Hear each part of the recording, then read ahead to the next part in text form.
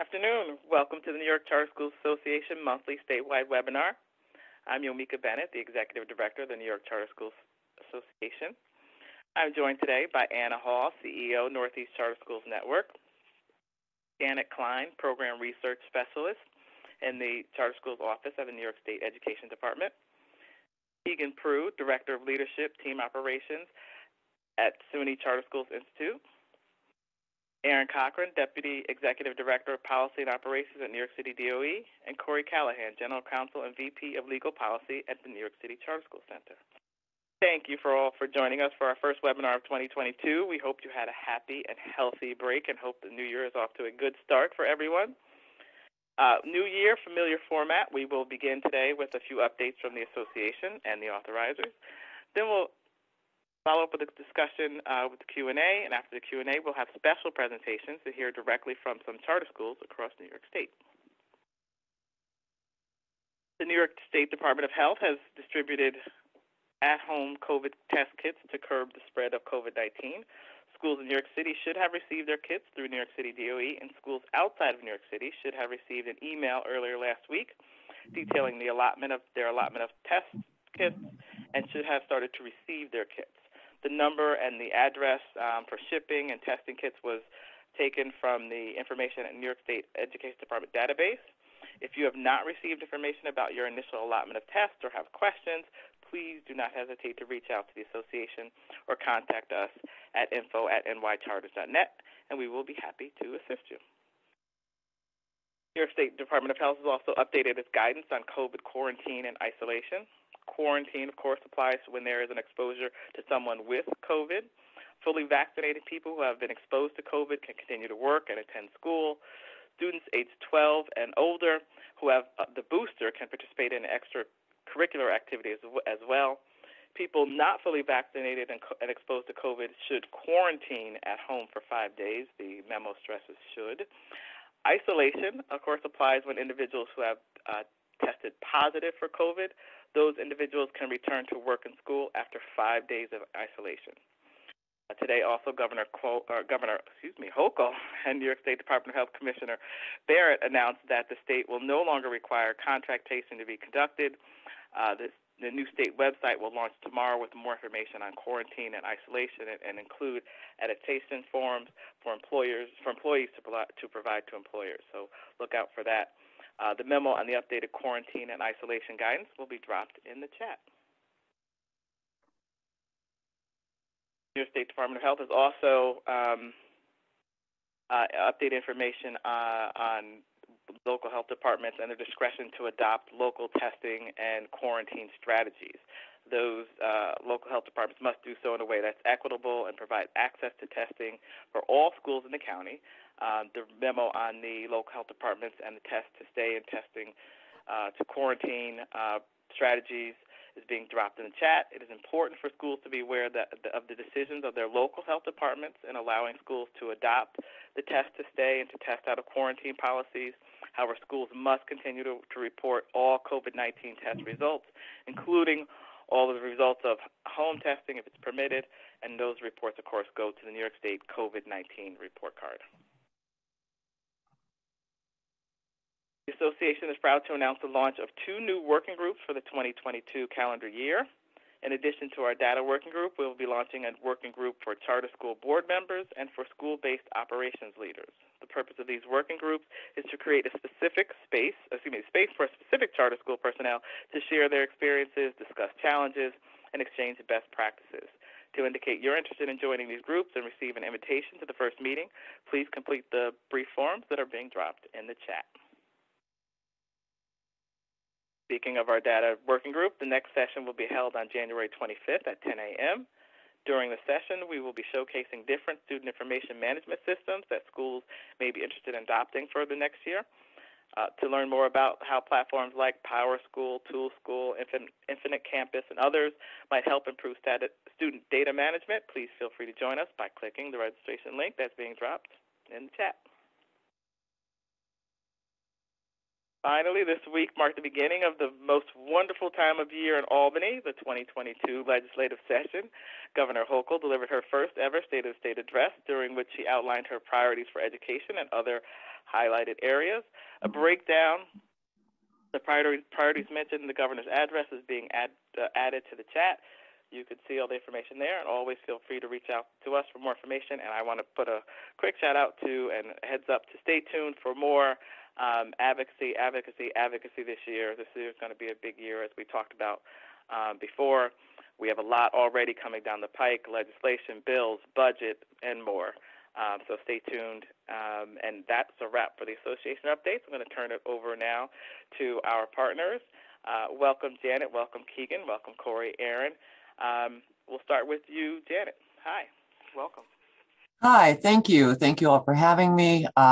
David sends his apologies. He does not like having to miss these meetings, but he just had no choice today. I think the only thing I really have to report out at this point is that we are currently in the midst of chasing down the ESSA financial transparency reports. There were a number of schools who missed the December 31st deadline of a 2-month-long reporting period. And we're hoping to get all the rest of them in the next week or so. Other than that, unless there's any questions in the next section, let me turn it over to the next person. Keegan, I guess it's all you. Okay, thanks, Janet, and hi, everybody. So 2 quick updates from the Suny Charter School Institute. First, on the student application form for Suny authorized charters, January 3rd was the date by which each education corporation was to submit to the Institute their student application form. We're in the process of reviewing those materials and alerting schools of any required revisions, so please get those revised and updated and available with your marketing materials. As guidance, the universal student application form is always the best place to start, and then modify to reflect your school. And if you have any questions on that, John Flack, who many of you know, our Director of School Operations Data, is always available to troubleshoot specific questions. And I will drop his email in the chat. And then our second update for schools pivoting to remote learning, please email the Institute at charters@suny.edu and include the date out, that being the first day of remote learning, and your planned date to return, so your first day back to in-person learning. And if the date returning should happen to change, simply email any updates as necessary with the corrected date span. So again, you'll start with the date out, which is the first day of remote learning, and then include your date returning, which is the day back to in-person learning. And again, that goes to charters@suny.edu, which I'll drop in the chat. And those are our updates. If no other questions, I will turn it over to Corey. Thank you. Good afternoon, all. We in New York City, I'm sure Erin will have some updates for folks if regarding particularly the COVID-19 tests and all that.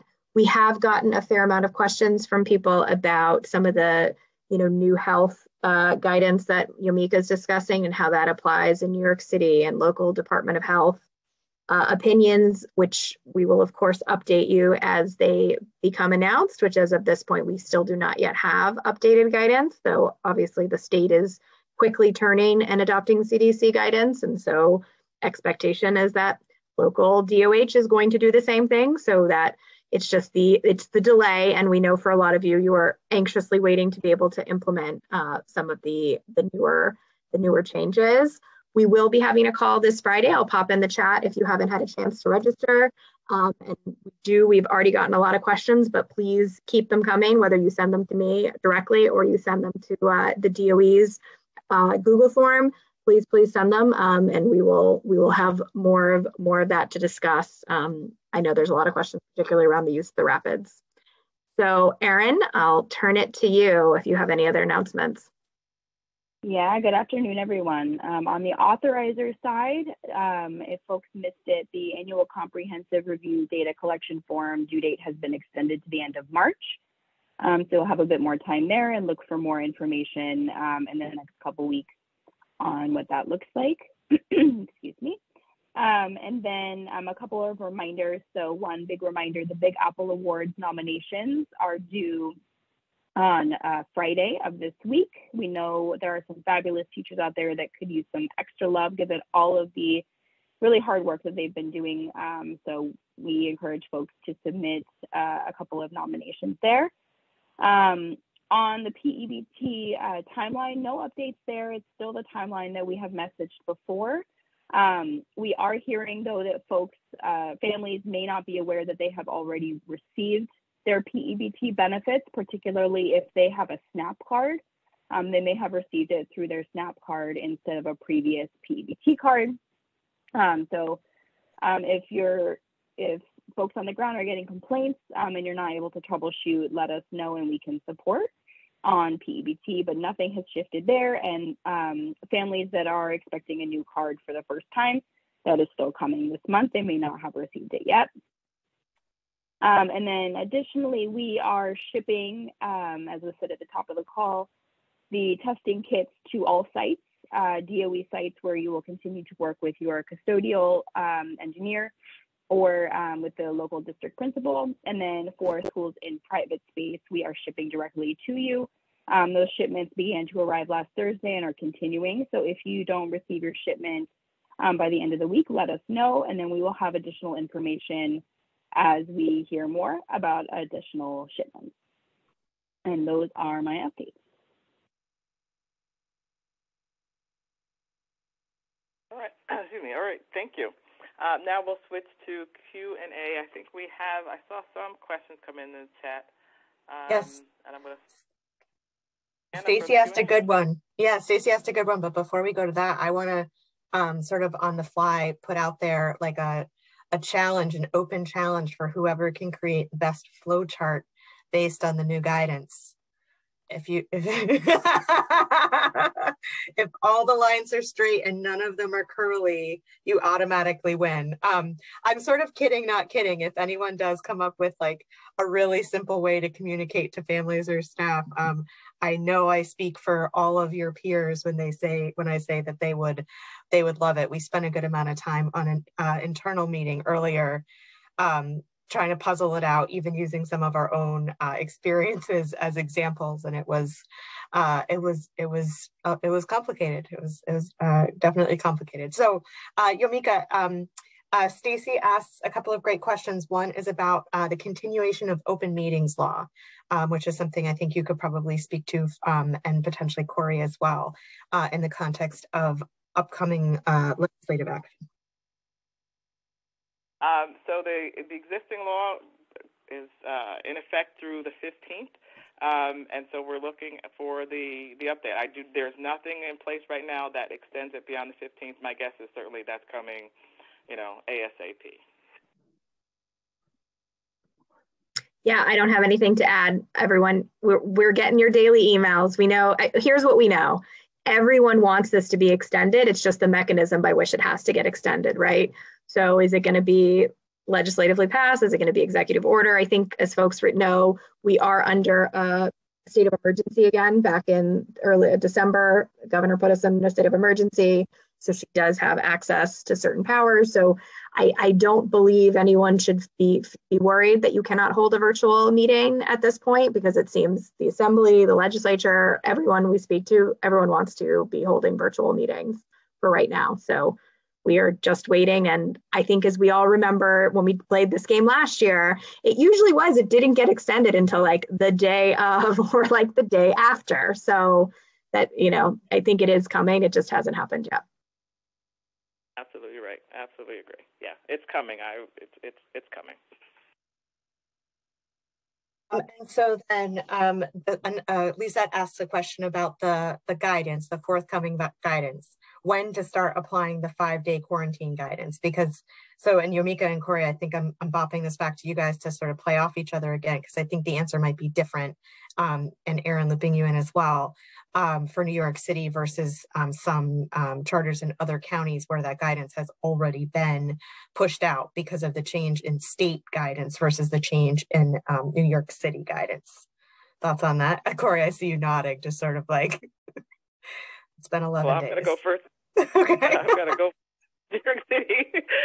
No, so the state guidance, right? The guidance went into effect, I'll say, on the 10th when the letter was issued, right? If the question is when do you count the days, right, it's the first day after you've either, tested positive or, came into close contact. So the first day is day 0, day 1 is the next day. But so I'm not sure how to interpret that question, and I answered it that way as a result. Yeah, this is a hard one, folks. I think we've dealt with this a couple times, right? Like there is this unfortunate lag.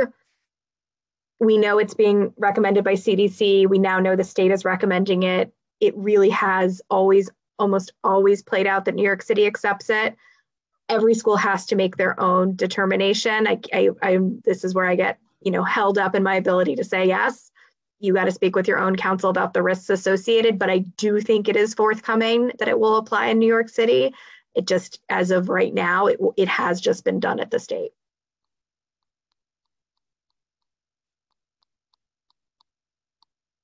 And so Linda just raises a good question. So outside of New York City, the county-based reporting, counties are asking for parents to directly report results of at-home rapid tests. And so if you are a school outside New York City, in theory, you should have gotten a link from your county Department of Health that if a parent tests or if a family tests positive through the at-home rapid test, that they're reporting it to the county via the link. So this is yet another fascinating journey, twist and turn of the journey about how this is playing out, sort of the same but different in different parts of the state.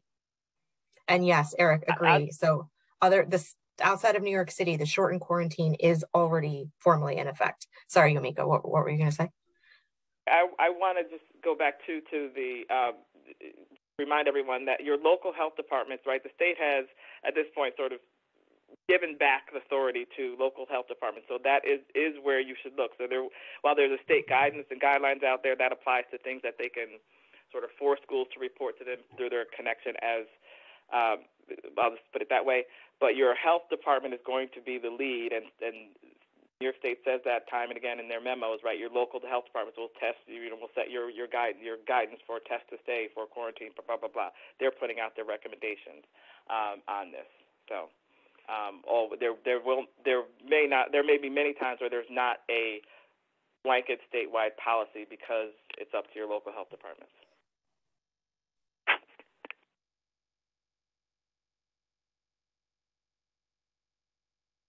And Stacy, I'm not ignoring your earlier question about budget priorities. I just want to talk to Yumiko offline about the best format for that. Might do a whole separate webinar, unless Yumiko. So Stacy asked about the association's budget priorities, and I'm sure Corey, the Charter Center, has some as well. And I'm pretty sure they're very, very similar, although things are changing literally by the day.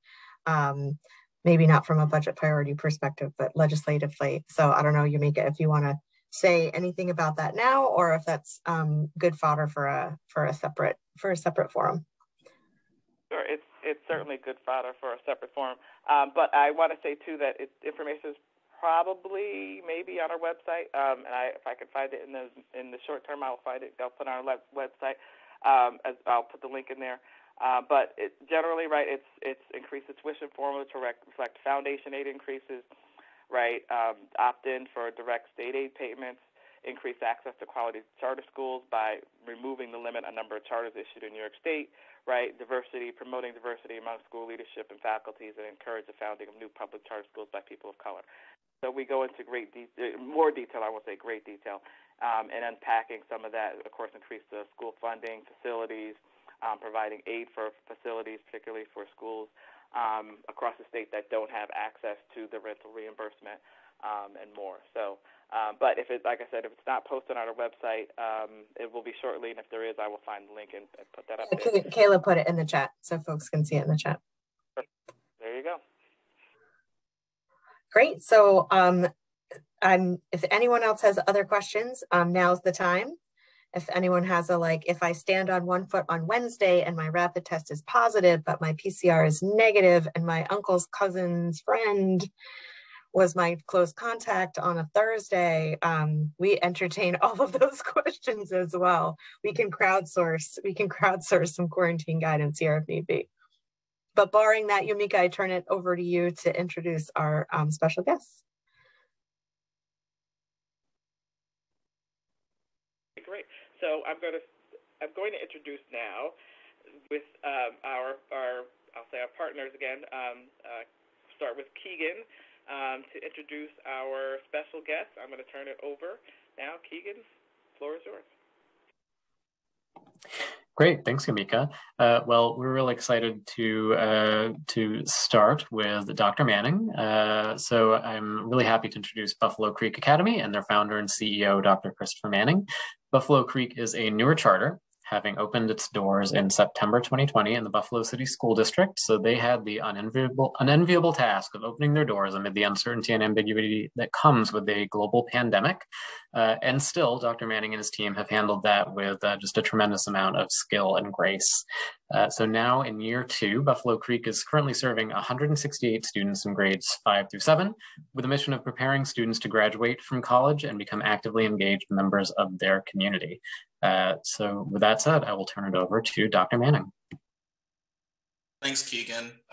Yes, so on that note, with regard to our positive impact on the community, the team has leaned forward really heavily to make things work, despite all of the barriers that have come up in the last couple of years. But this year's mantra is beyond the classroom, right? So of course, we're focusing on what's happening in the classroom, increasing proficiency and things of that nature. But we are focused on a lot of the programs that are beyond the classroom. I have my amazing school social worker, Danielle Dylick, here with me. She'll be doing the second part of this presentation. I just want to lean in on one of the great things that's coming this year. We're going to activate our Silver Air Patrol Cadet Squadron. It'll be the only cadet squadron here in Buffalo. There are a number of squadrons in surrounding suburbs, but nothing in Buffalo. So it's going to be a school cadet program that's very similar to what you'll find in the JROTC program for any of you who were ROTC cadets in school. But it goes beyond that. I did join CAP years ago, lifetimes ago, and I learned how to camp. I'm a California boy. I was living in Montana, and I learned how to camp, right? Go on the mountain, search and rescue. So our kids get a chance to get involved in the community. They even respond to maybe emergency situations. Many kids have a chance to potentially earn their private pilot's license. A lot of kids solo as a part of the aerospace education program. They learn drill and ceremony. So it's the official auxiliary of the United States Air Force. So we're really excited to bring that program. The wing CAP leadership in Western New York are very supportive of us starting this. So that's our mantra. So that's one of our main parts of our resolution beyond the classroom is ensuring this CAP squadron is activated, it stands up, and our kids get a chance to fully take advantage of the program. With that, I'm going to pass it over to Danielle Dylick, our school social worker. She'll talk about something else that goes beyond the classroom. Hi, everybody. Like Dr. Manning said, my name is Danielle Dylick, and I am a licensed master social worker here in Buffalo, and I am the proud school social worker of Buffalo Creek Academy. And going beyond the classroom, as we say, we are so excited. Dr. Manning, can everyone see my screen? Is my screen sharing right now? We can see it now, yes. Okay, I'm so sorry. We use Google Classroom, so I'm a little not as super well versed in Zoom. I apologize. But our big mission this year is we are launching our Pinto Family Engagement Center, which is our family support center. As we know, our students are more than just individuals. They have families and they have needs that often need to be met in order for them to have school success. So right here on campus, literally across the parking lot, is going to be our Family Engagement Center. We're gonna have a food pantry, clothes closet, school supplies, school uniforms, family counseling, adult ed programs. Our Civil Air Patrol is gonna have a space in our Family Engagement Center. It's so exciting to be a part of this and really be able to knock down those barriers that are affecting our families every single day. We have a website for our Family Engagement Center. It is Friends of Buffalo Creek Academy, which is kind of like our overarching umbrella to launch our Family Support Center, where families can go and check it out. And we are just super excited. I'm excited to give this to our students because they deserve it. They've been through enough the past couple of years. They deserve some kind of peace. So we're very excited. Well, thank you, Danielle. And that's it for Buffalo Creek. So thank you for reaching out to us and inviting us to present. These are our resolutions beyond the classroom. So CAP and Family Engagement Center. With that, I'll pass it back to you, Keegan. Thank you, Danielle. Well, and if I could just say briefly, I don't want to, put any other school on the defensive, but it's possible that Buffalo Creek has the best dressed student. Is he the student council leader? What's his? He is the student council president, and you're absolutely right. No one outdresses that kid. He's magical. I mean, and I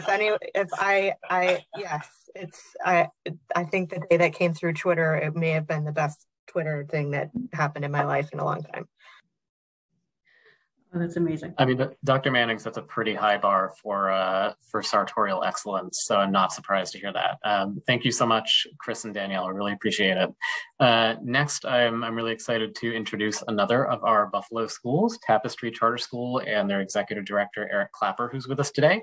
Tapestry is on the other end of the experience spectrum. It was among the first charters authorized to operate in New York State, opening its doors in September of 2001, serving 100 students in kindergarten through fourth grade at that time, and has since been on a path of growth in the decades since, with a mission of educating and inspiring a diverse community of K-12 learners by engaging them in rigorous real-world learning experiences. And today, Tapestry serves 1,090 students in kindergarten through 12th grades. Eric has been with Tapestry for nearly half of its existence, about 11 years, and he has a great wealth of knowledge that we're excited to hear today. So I will turn it over to Eric. Thanks, Keegan. Just share our screen here.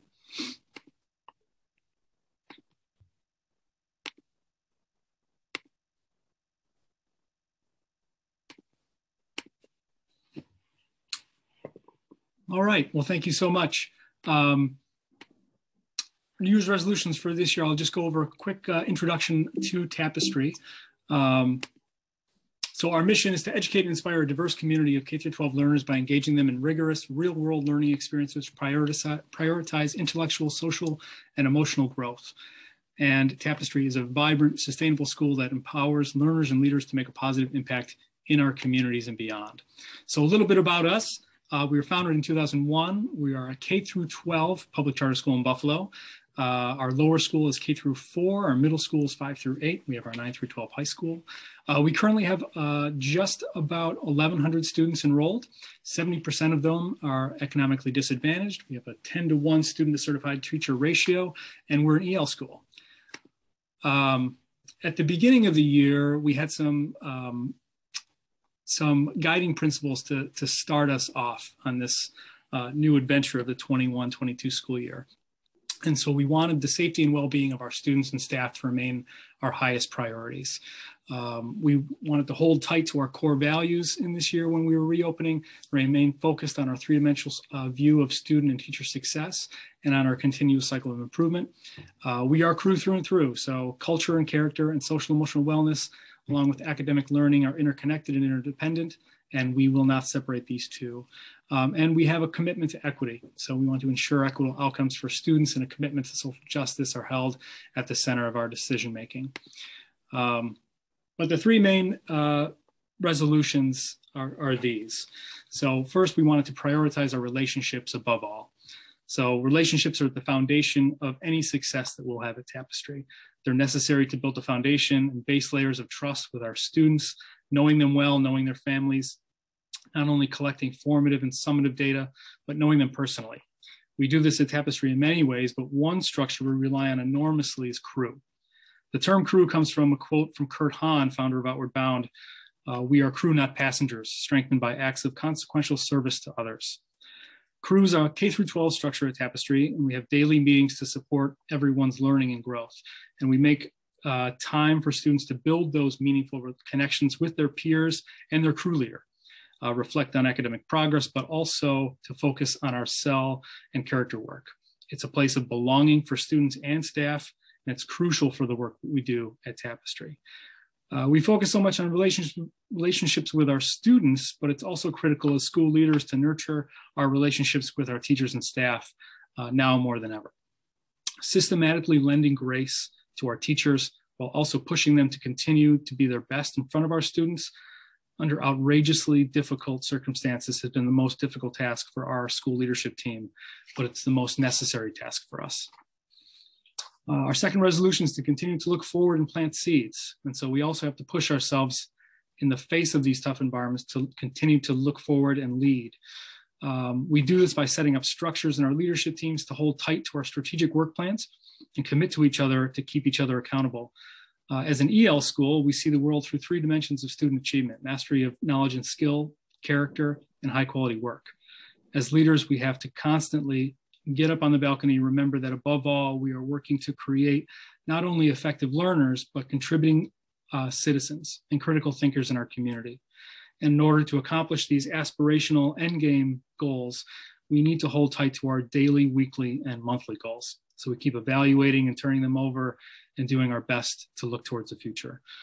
We try our best to make decisions to give our students the best opportunities for their future, whether we're talking about literacy or providing mirrors and windows to our students, or modeling safe and healthy relationships, or looking at post-secondary prospects. In the same vein, we have to continue to plant seeds for our staff if we're going to continue to grow them into our master educators and nurture their craft and retain them. Structurally at Tapestry, we continue to develop Tapestry teacher experience that focuses on 3 main elements: our high quality professional learning, cultivating a positive professional culture, and promoting shared leadership and shared decision-making amongst our staff. And third, our equity work is our compass. So through everything heading into this year, we commit ourselves to making decisions through a lens of equity, using our equity work as a compass. For those of you who are not familiar with Buffalo, it's a great place filled with incredible people, but it's also one of the most segregated cities in America.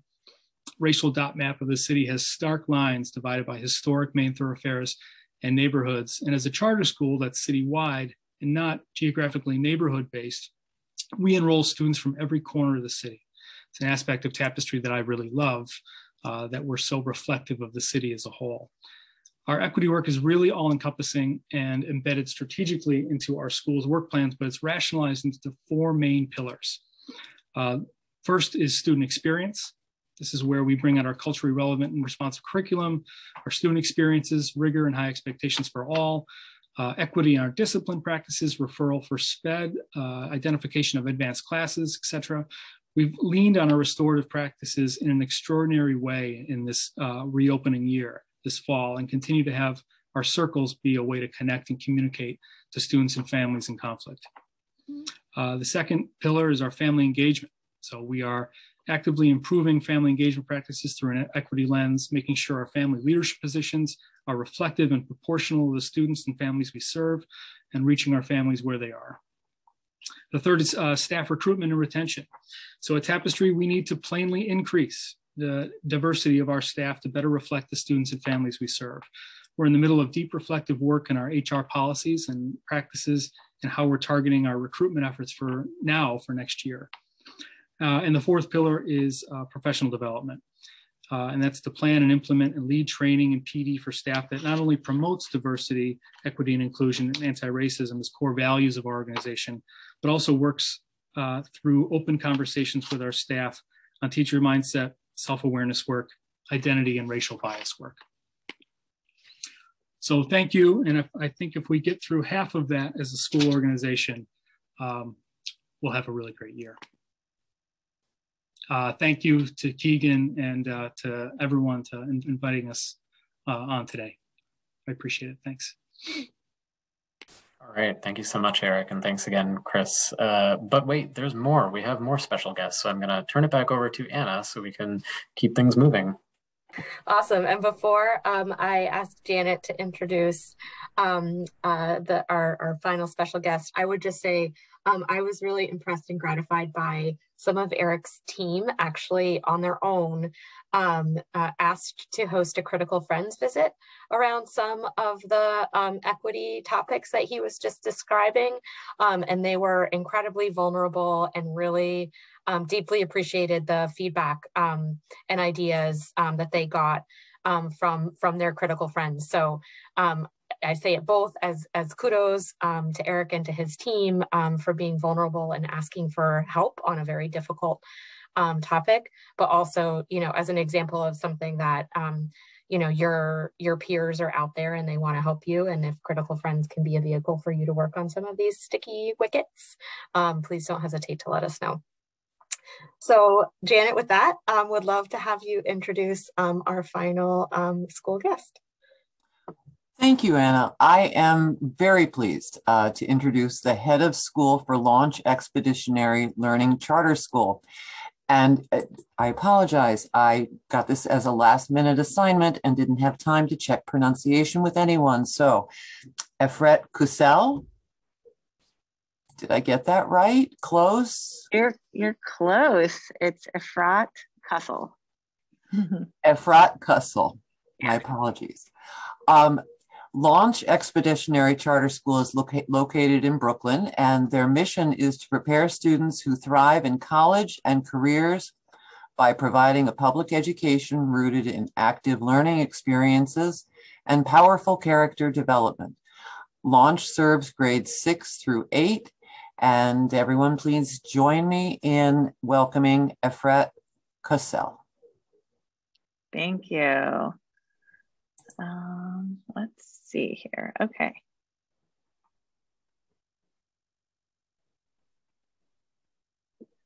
Great. Well, thank you so much. It's such an honor to be presenting here on behalf of our entire school community.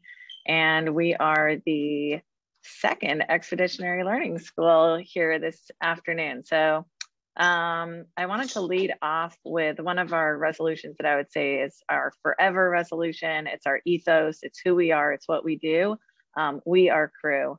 And in this school year, maybe more than any school year before, depending on our crew and our community, and that includes our students, our staff, our families, our partners, has been essential to our success. So I wanted to kick us off with that because we will always resolve to be crew. But I also wanted to share some resolutions that are really going to be beacons for us over the course of 2022. The first one is what we call at Launch RJ Every Day. We are a restorative justice school, and it's a journey to becoming a restorative justice school, since the methods and the beliefs of restorative justice are oftentimes quite in conflict with what we see in society. So as a school, we ascribe to the idea of Ubuntu.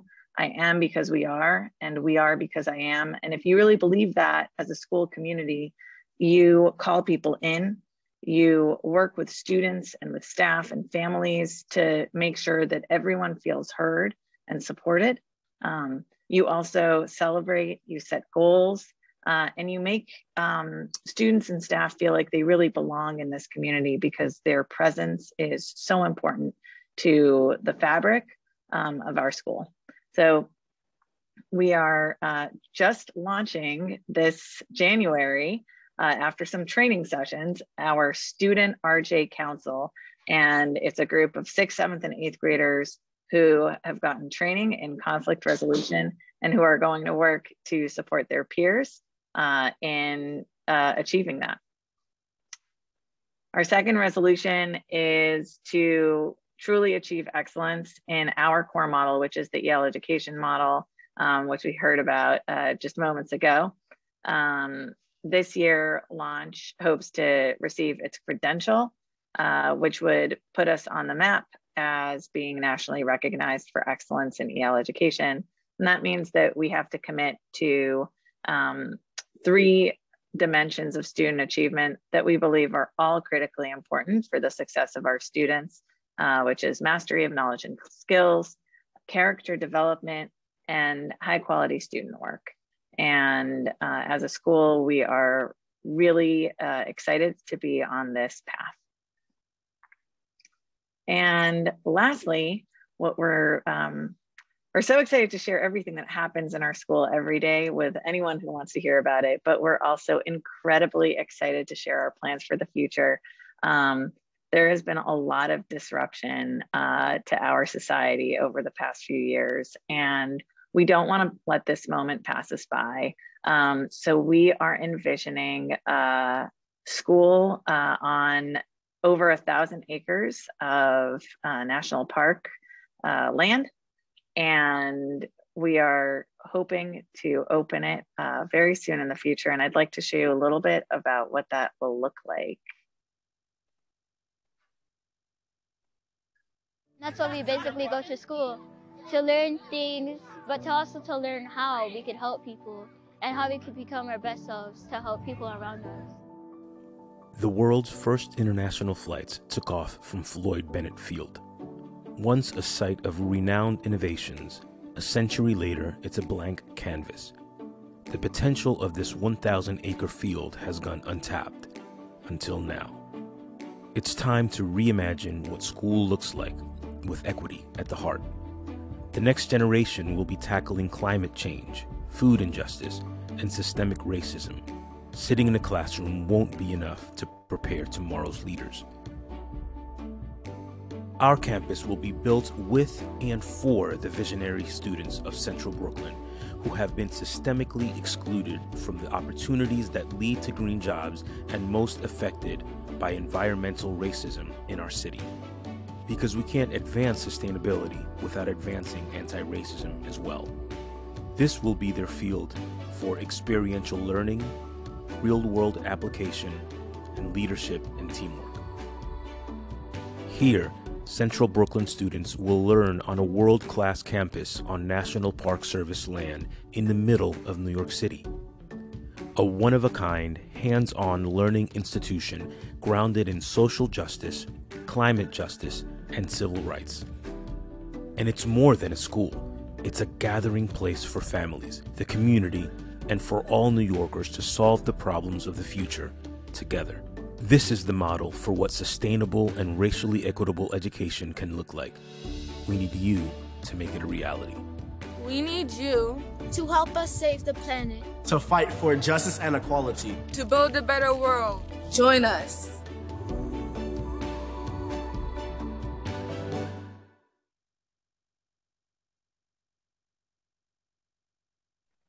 And thank you all so much.